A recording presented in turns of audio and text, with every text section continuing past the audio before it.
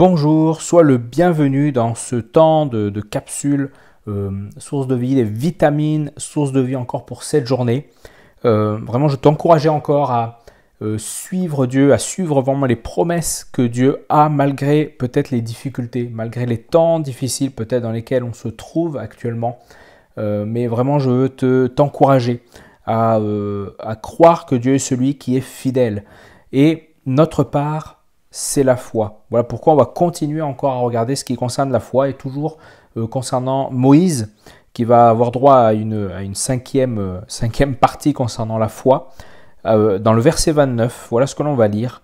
C'est par la foi qu'ils ont traversé la mer Rouge comme un terrain sec, tandis que les Égyptiens ont été engloutis lorsqu'ils ont tenté de passer. Et on a vraiment ce passage particulier, la mer Rouge qui s'ouvre.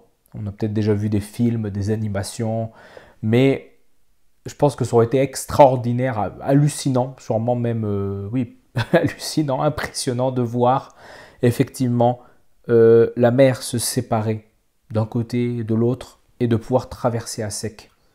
Maintenant, c'est beau à voir, beau à imaginer, mais essayons-nous de mettre dans la peau de Moïse et du peuple. C'est un extrait incroyable de cette vie qu'ils ont vécue. Et qui vient aussi, et je crois vraiment nous parler par rapport des fois à des choix que l'on doit faire.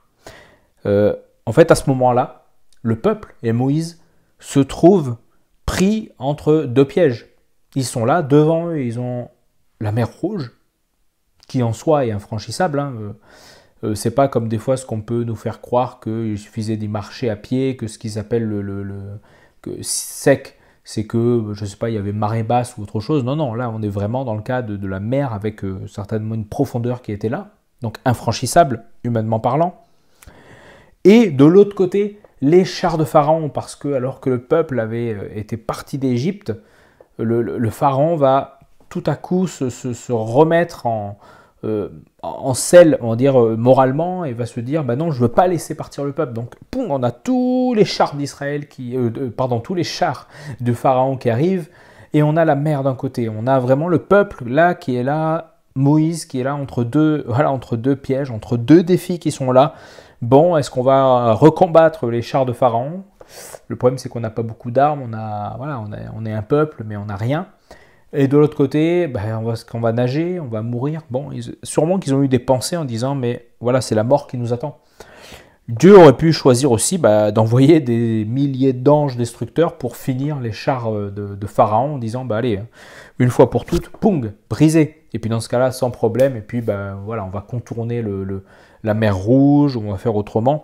Mais non, Dieu a choisi d'utiliser Moïse avec un plan particulier. Et Moïse a choisi de faire confiance à la parole de Dieu. Dieu lui a dit « Avance en pleine eau ». Là aussi, on pourrait se dire « Mais ça sert à quoi ? Avance en pleine eau ». Et puis après, prends ton bâton et plante-le dans la mer.